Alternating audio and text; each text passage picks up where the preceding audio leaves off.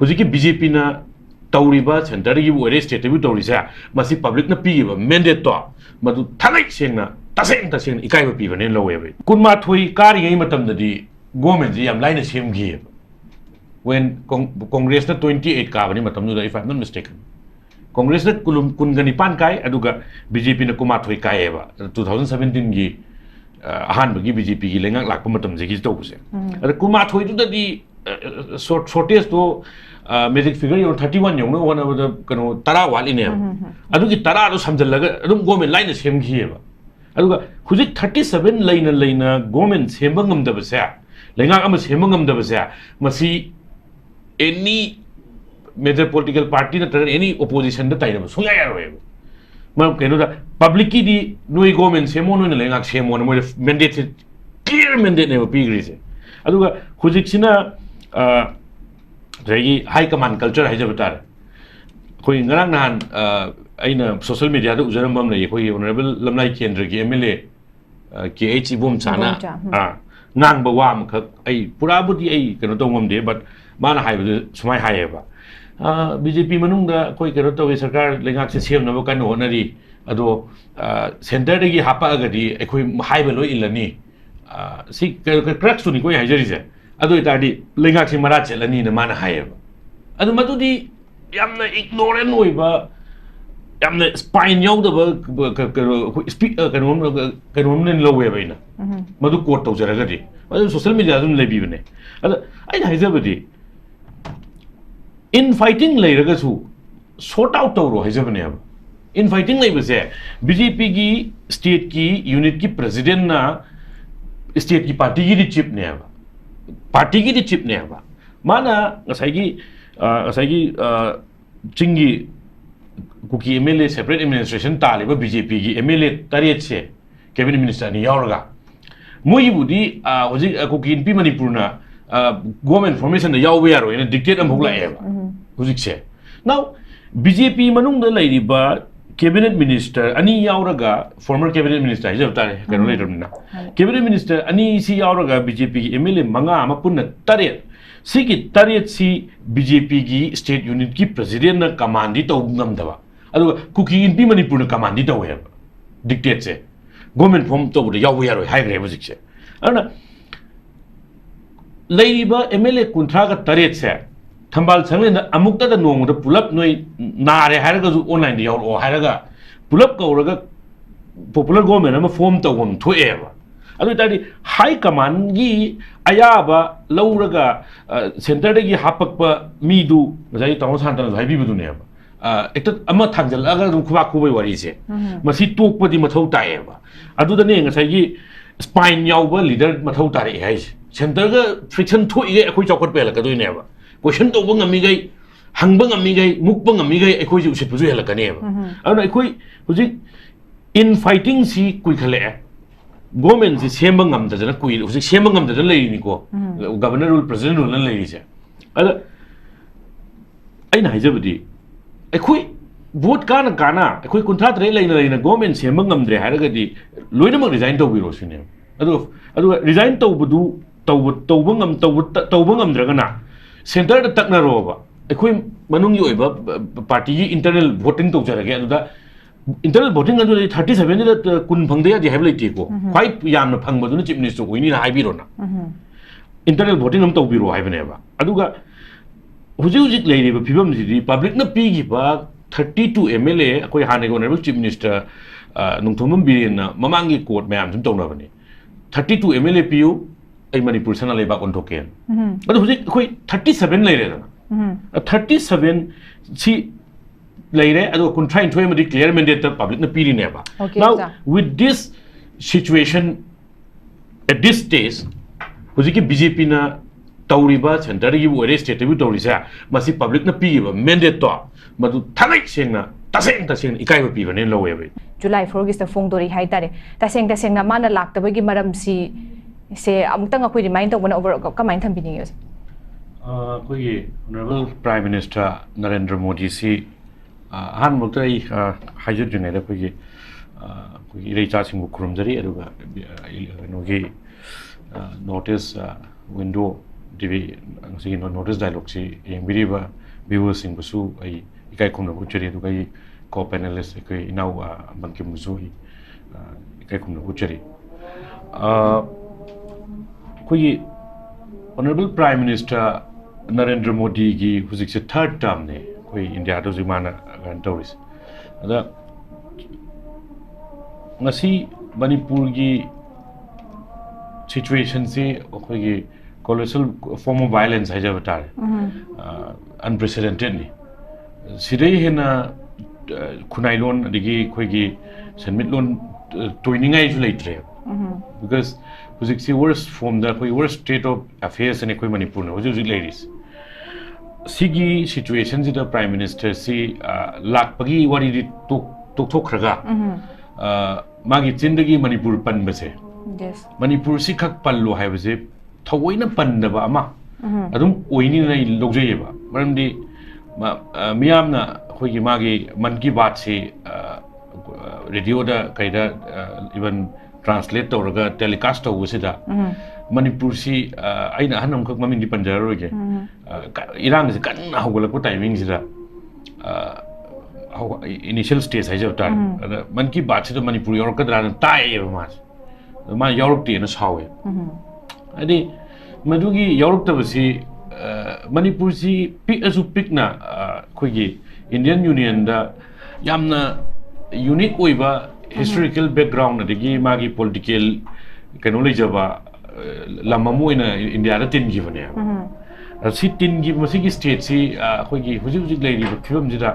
tarai na khoi gi yamna undermine to ba mongam da pallu gi yauna deliberate hai jab tare ma kaw phok pagi na trana khangda ba gi panda ba na te na trana lak ta ba na te hujik si rumor mill zum ju lei re July tha da lakani kai na ko ada Manipur gi hujik lei ba situation jida from time to time am lo haina le re 60,000 IDPs internally displaced persons sing khoi gi khunai asi da ijat yauna hing bangam dana leiri hujik se masagi yum kai mai cha khraga adigi magi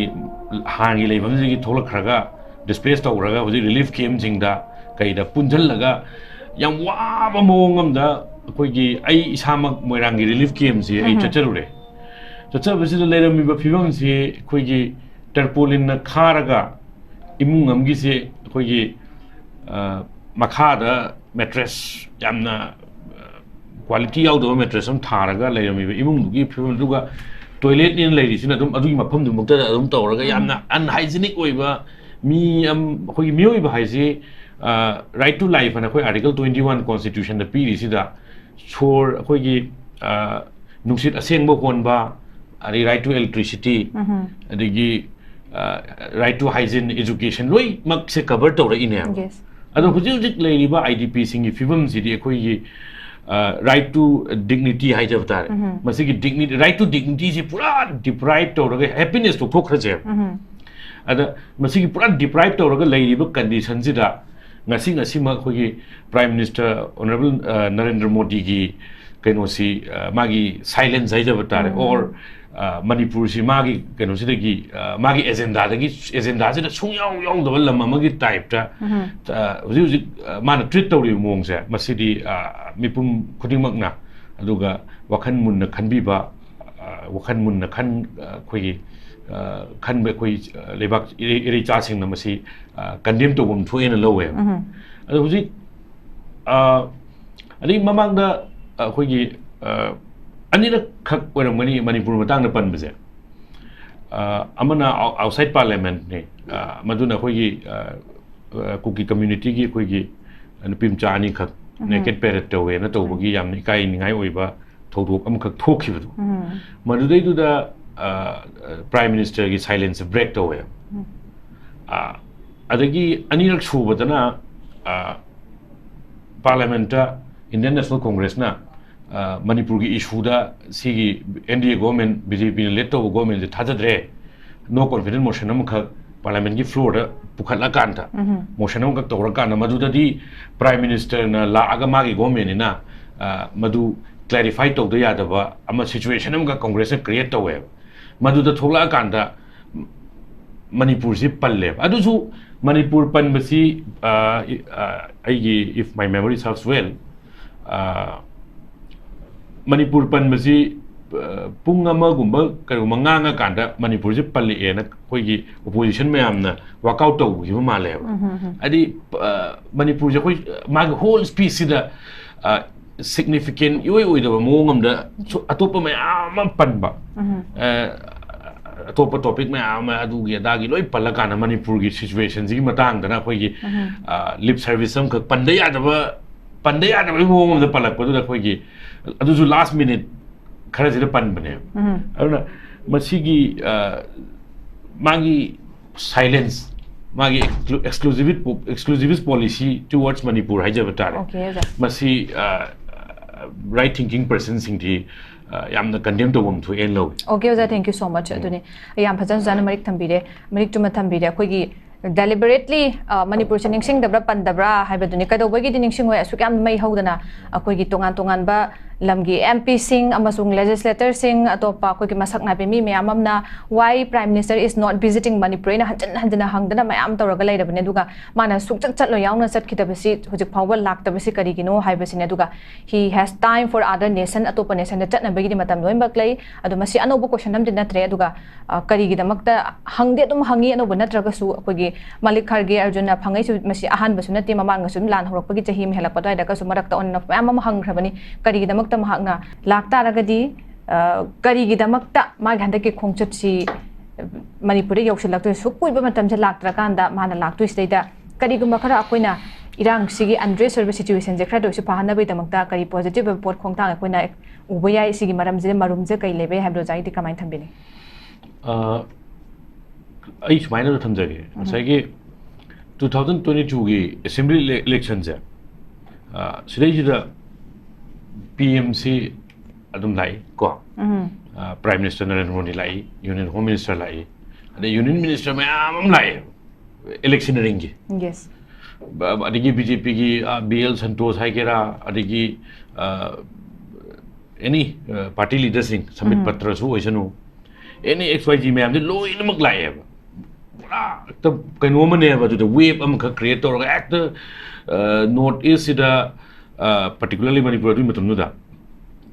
union ꯃꯤꯅꯤꯁꯇꯔꯁꯤꯡꯁꯦ ꯂꯥꯛꯃꯟꯗꯅ ꯑꯩꯈꯣꯏꯒꯤ ꯑꯩꯅ ꯇꯥꯖꯍꯧꯕ statement ꯑꯃꯈꯛ ꯂꯩ ꯑꯩꯈꯣꯏꯒꯤ ꯍꯥꯟꯅꯒꯤ honourable deputy chief minister ꯑꯣꯏꯕꯤꯔꯝꯕ ꯑꯩꯈꯣꯏꯒꯤ ꯄꯝꯒꯩ ꯈꯥꯡꯉꯝꯒꯤ statement ꯑꯃꯈꯛ ꯃꯇꯝꯗꯨꯗ ꯀꯣꯡꯒ꯭ꯔꯦꯁꯀꯤ ꯑꯍꯥꯟꯕꯒꯤ ꯀꯩꯅꯣꯗꯨꯅꯤꯀꯣ 17ꯒꯤꯗꯨꯗ ꯍꯥꯏꯕ꯭ꯔꯥ 22ꯗ ꯑꯗꯨꯗꯤ ꯑꯩ ꯈꯤꯇꯪ ꯀꯥꯎꯔꯦ ꯑꯗ ꯑꯩꯈꯣꯏꯒꯤ ꯄꯝꯒꯩ ꯈꯥꯡꯉꯝꯒꯤ ꯃꯥ ꯍꯥꯏꯕ ꯁ꯭ꯇꯦꯠꯃꯦꯟ ꯑꯃ ꯂꯩꯌꯦꯕ ꯃꯇꯝꯗꯨꯗ ꯑꯩꯈꯣꯏꯁꯦ ꯌꯨꯅꯤꯌꯟ ꯃꯤꯅꯤꯁꯇꯔꯁꯤꯡꯁꯦ ꯊꯩꯅꯕꯗ ꯈꯦꯠꯅꯔꯦꯅ ꯂꯥꯛꯃꯟꯗꯅ ꯂꯦꯡꯊꯩꯅꯕꯗ ꯈꯦꯠꯅꯩ ꯍꯥꯏꯌꯦꯕ ꯃꯥꯅ ꯀꯩꯒꯤꯅꯣ ꯍꯥꯏ ꯃꯥꯅ ꯎꯀꯨ ꯑꯃ ꯁꯪꯒꯥꯕꯩꯁꯨ ꯂꯥꯛꯏ ꯎꯈꯣꯡ ꯁꯪꯒꯥꯕꯩꯁꯨ ꯂꯥꯛꯏ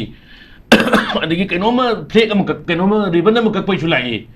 하이나 맞담누다 아두기 그노도 레이요. 아니 그냥 frequently 그냥 라키 하이두니고. Now 아두기 맞담누 election campaign기 맞담누다 라키바 union ministersing BJP기 top brass 레이버 central minister 그노 거기 뭐이 organization level기 leadersing 그나이 쳤크게 하이부두네 보지. 아두나 시기 그노스를 라간다 ꯑꯩꯈꯣꯏꯗ ꯍꯧꯖꯤꯛ enough confusion create ꯇꯧꯈ꯭ꯔꯦ ꯆꯍꯤ ꯑꯅꯤ ꯃꯈꯥꯏ ꯐꯥꯐꯥꯠꯇꯅ ꯍꯧꯖꯤꯛ ꯏꯔꯥꯡ ꯂꯩꯔꯛꯄꯁꯤꯗ 355 ꯆꯠꯅꯩ ꯆꯠꯅꯗꯦ ꯄꯕ꯭ꯂꯤꯛꯁꯤꯗ ꯑꯩꯈꯣꯏꯅ ꯅꯨꯡꯇꯤꯒꯤ ꯀꯩꯅꯣꯃ ꯅꯦꯔꯦꯇꯤꯚ ꯑꯃ create ꯇꯧꯔꯤꯁꯦ ꯅꯦꯔꯦꯁꯟ ꯑꯃꯈꯛ create ꯇꯧꯔꯤꯌꯦꯕ 355 ꯆꯠꯅꯩ ꯑꯃꯨꯛ ꯍꯥꯏ ꯆꯠꯅꯗꯦ ꯑꯃꯨꯛ ꯍꯥꯏ ꯌꯥꯏ ꯑꯃꯨꯛ ꯍꯥꯏ ꯌꯥꯗꯦ ꯑꯃꯨꯛ ꯍꯥꯏ ꯑꯗꯒꯤ ꯌꯨꯅꯤꯐꯥꯏꯗ ꯀꯃꯥꯟꯁꯤ ꯍꯥꯟꯅꯒꯤ ꯆꯤꯐ ꯃꯤꯅꯤꯁꯇꯔ ꯑꯩꯈꯣꯏ ꯑꯣꯅꯔꯦꯕꯜ ꯅꯣꯡꯊꯣꯝꯕꯝ ꯕꯤꯔꯦꯟꯗꯒꯤ ꯂꯧꯊꯣꯛꯈ꯭ꯔꯦ ꯑꯃꯨꯛ ꯍꯥꯏ ꯑꯗꯒꯤ ꯃꯥꯅ ꯄꯥꯏ ꯑꯃꯨꯛ ꯍꯥꯏ ꯌꯥꯏ ꯑꯃꯨꯛ ꯍꯥꯏ ꯌꯥꯗꯦ ꯑꯃꯨꯛ ꯍꯥꯏ ꯑꯗꯒꯤ Sigi unified command gi aina ngakpasina unified command si aingonda pidragadi ai resign tawni haibe mahutta khogi mi atopa thadu unified command si minister sinau na irangon taweba aina ngakpase sigi whole episode of masagi political kanosida drama sida kari the solaki have federal structure di pura onslaught to so in assault never federal structure da adi federal structure da so pasi mamang da so ai na mamang panjaram maduni union home minister Amit Shah gi on the floor of the house, parliament ki on the floor, the union minister na hayeva. Congress na matam na demand to matam da. Congress na chief minister nong thumam birenji resign to na talo thu on hayeva matam da. Lokokadoni, Kaino Manipur gi violence, he cannot reign over the violence, he cannot crack down over the violence, he cannot stamp the authority of the government in the state of Manipur, and there is a constitutional crisis in the state of Manipur. See Supreme Court na hairabane. Manipur da President rule mamang da complete failure of governance, and there is this complete breakdown of constitutional machinery have there. Micham na haiba nate Honorable Chief Justice of India oramba D.Y. Chandrakumar na matam da haiba wane. Aruna masigi whole complete erosion of federal structure se lakpa matam da kai hai on the floor of the parliament Union Home Minister ne kai hai, why should we change the Chief Minister of Manipur? Because he is cooperating with the state union haiba. Kamaina akoina DGP akoi degi hap ke haiba da he has no objection. Adegi security advisor akoina hap ke haiba da he has no objection. Chief secretary akoina sindu e ma kaim to objection to he is very cooperating haiba yam haiba ile haiba. Ada union gi kano da akhoi gi constitution da haidi si state list haibam lai, union list haibam lai, concurrent list haibam lai. State list na state ki domain da lai but poching jine aduga union list na union na tawga do thabuk sing adigi concurrent list na union ga state kana animak na dum tawba yaba koi domain ji constitution na mai cheng na piri sida p ba sigi article 7 oram dong male if I'm not mistaken ko ada sigi schedule 7 aba ada schedule 7 ki kano sida union list ki adigi state list adigi concurrent list ki kano sida state ki subject ne law and order se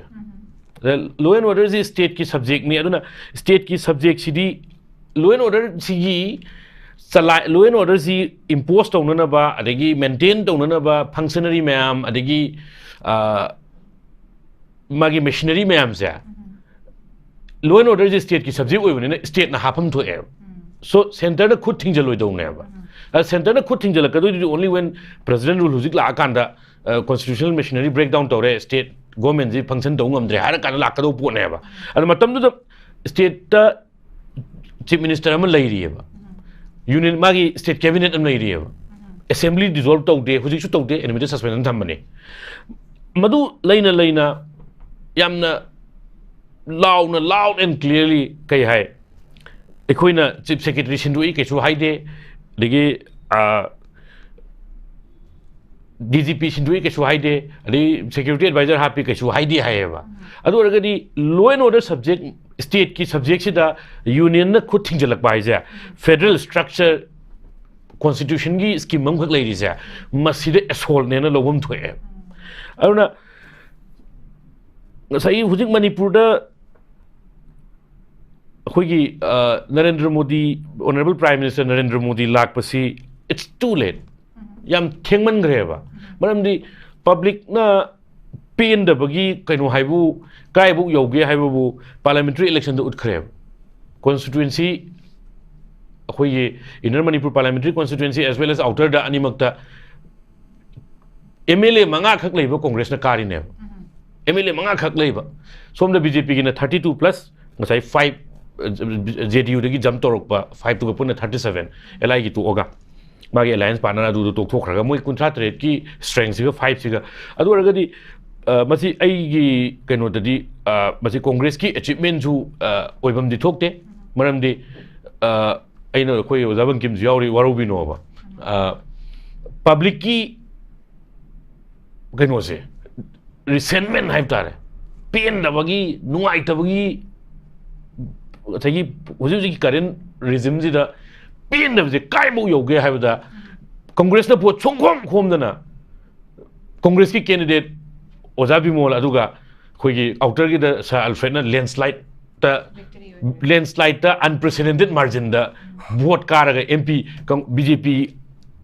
inner na BJP gi keno si 1,09,000 something vote mai thiba pire aduga outer gi alfred na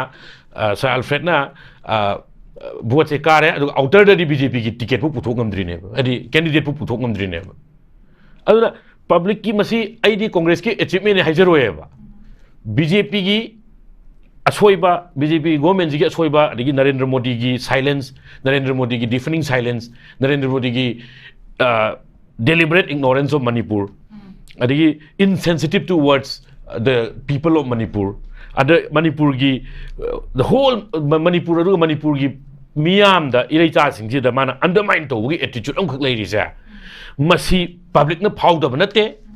masi hujikti chai ani makhai sura abani na deeply rooted ni aduga hujik Narendra Modi honorable Narendra Modi na lakta bai sa ai isa gi oina masi it will not make any difference indifference kana ba khena ba do koina ga su phang ha ba ni duga maroina koi gi state subject or law and order si maksu haiba tare somda hairi makhai loina yaba kamta koi gi objection hai tari ga ya da ninga pam da phongdo ke ba yes ana loin chatpa madumang adum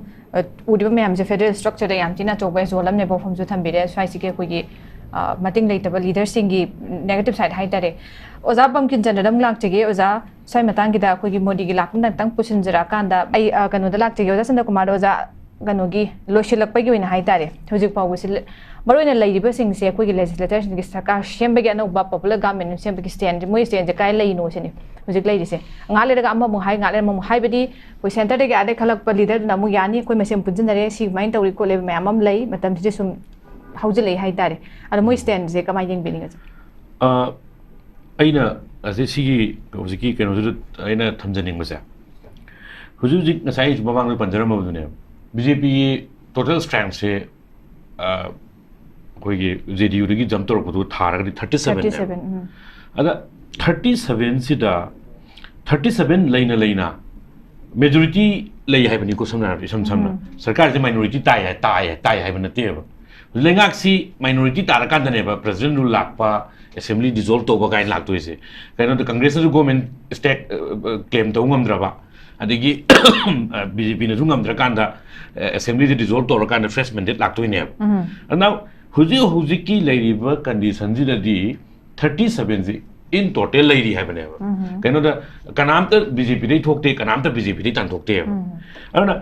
ana pasi kunma thui kari ngai matam da di